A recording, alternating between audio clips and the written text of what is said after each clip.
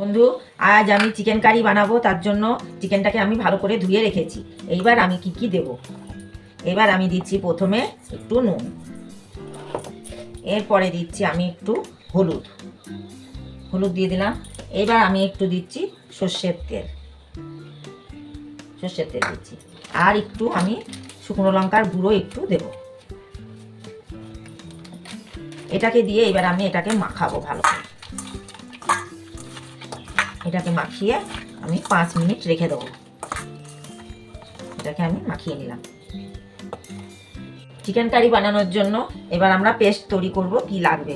প্রথমে আমি টমেটো দিয়ে দিলাম, এরপরে আমি দিয়ে দিচ্ছি কাঁচা লঙ্কা।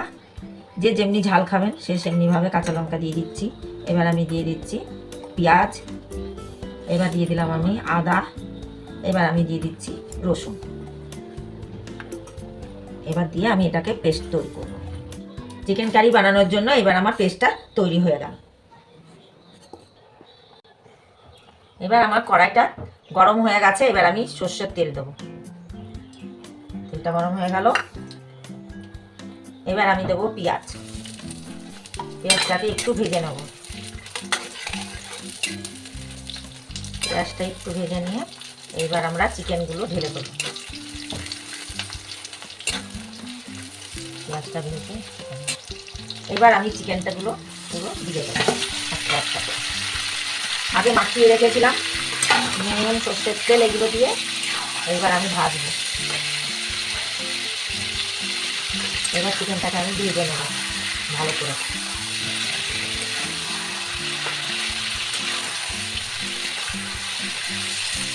এবার আমরা ভেজে নিচ্ছি ভালো করে, একটু লাল করে ভেজে নেব।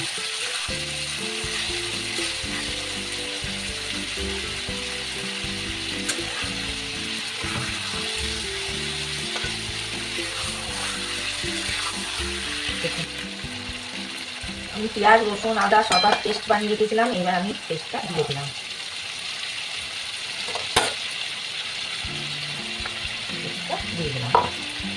এরপরে আমি দেবো হলুদ।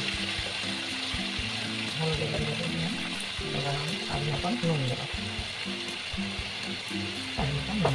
ভালো করে কষাবো। এবার কষিয়ে জলটাকে পুরো শুকিয়ে দেবো।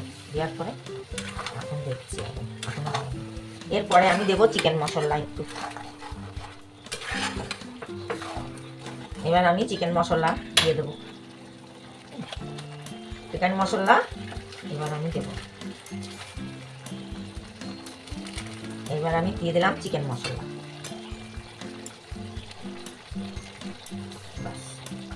এবার আমি দিয়ে দিলাম চিকেন মশলা। একটু দেবো লঙ্কার গুঁড়ো, রংটা ভালো আসবে। এবার আমি এটাকে ভালো করে কষিয়ে নেব। এবার আমি এটাকে ভালো করে কষিয়ে দেব।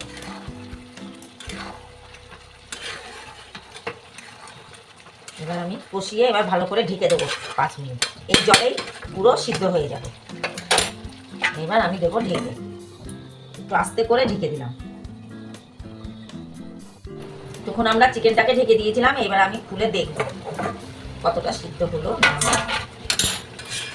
চিকেনটা। এবার দেখছি হ্যাঁ, চিকেনটা সিদ্ধ হয়ে গেছে। এবার আমি একটু জল দেবো।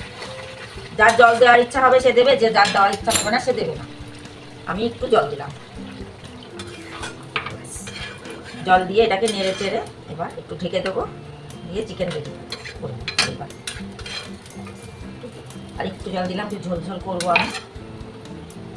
এবার আমি 5 মিনিটের জন্য ঢেকে দিলাম। এটা ফুটে যাবে, তখন নামিয়ে দেবো।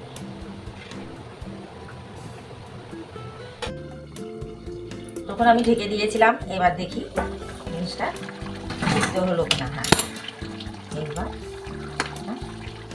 সুন্দর সিদ্ধ হয়ে গেছে। এবার আমি এটাকে নামিয়ে দেবো। যে এর মধ্যে ধনেপাতা দিতে চান ধনেপাতা দিতে পারে। সাজিয়ে দেবো। হয়ে গেছে। এবার আমি নামিয়ে দেবো। এবার আমাদের চিকেন কারি তৈরি হয়ে গেছে। এবার গরম গরম এবার খেতে পারেন। যদি আমার ভিডিওটা পছন্দ হয় তবে লাইক, সাবস্ক্রাইব আর কমেন্ট করে জানাবেন।